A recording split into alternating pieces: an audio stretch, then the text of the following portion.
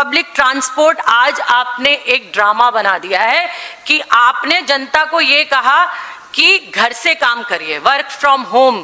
कितनी जनता work from home कर सकती है? देश की कितना % है जो वर्क फ्रॉम होम करता है?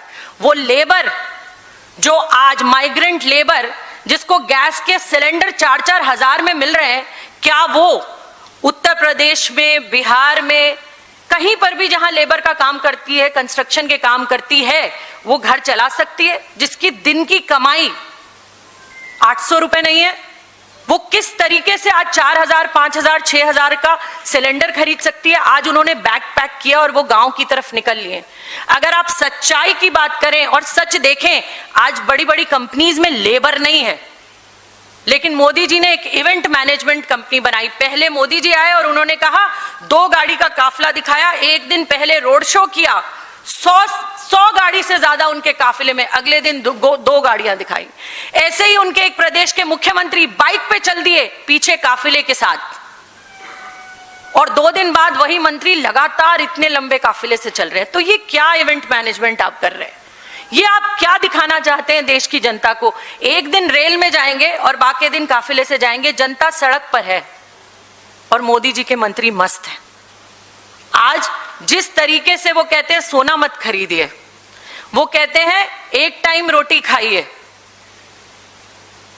आज ऐसा लग रहा है मोदी जी कह रहे हैं मेलोडी खाओ खुद जान जाओ। जब जनता पूछ रही है कि पेट्रोल का दाम सस्ता कैसे होगा, रसोई गैस सस्ती कैसे होगी, सिलेंडर कमर्शियल सस्ता कैसे होगा, खाना सस्ता कैसे मिलेगा, हमारा घर कैसे चलेगा, हमारे बच्चे कैसे पढ़ेंगे, नीट पेपर लीक जो 22 लाख बच्चों की दिक्कत नहीं है, वो 22 लाख परिवारों की दिक्कत है। बच्चे सुसाइड कर रहे हैं। आज जनता जब राहत ढूंढती है, इनके मंत्रियों से सवाल करती है, तो मोदी जी ने कह दिया ना, बचपन में हमने देखा था, मेलोडी खाओ खुद जान जाओ। क्योंकि ना मोदी जी बताएंगे कि राहत कैसे मिलेगी, ना मोदी जी के मंत्री बताएंगे कि राहत कैसे मिलेगी। जनता आज सड़क पर ये खुद ही ढूंढ रही है कि हमें राहत कैसे मिलेगी। वो एक दौर था जब हिंदुस्तान के प्रधानमंत्री मनमोहन सिंह जी हुआ करते थे, और मनमोहन सिंह जी ने जब विश्व में महंगाई का संकट चल रहा था, तो मनरेगा जैसी चीज मोदी जी लाए, और मनरेगा को घर घर 100 दिन का रोजगार की गारंटी जो मोदी जी ने दी, वो जो मनमोहन सिंह जी ने दी, घर घर तक वो फायदा पहुंचाया, लोगों के घर में वो पैसा पहुंचा, वो मनमोहन सिंह जी ने किया था, जिसे मोदी जी ने आज क्या किया, ठेकेदारी पे लगा दिया। और देश उस समय मनरेगा के कारण, सब्सिडीज के कारण, मनमोहन सिंह जी की नीतियों के कारण उस आर्थिक संकट को झेल गया, और हिंदुस्तान की जीडीपी पूरे विश्व में अरबी घोड़े की तरह दौड़ती रही।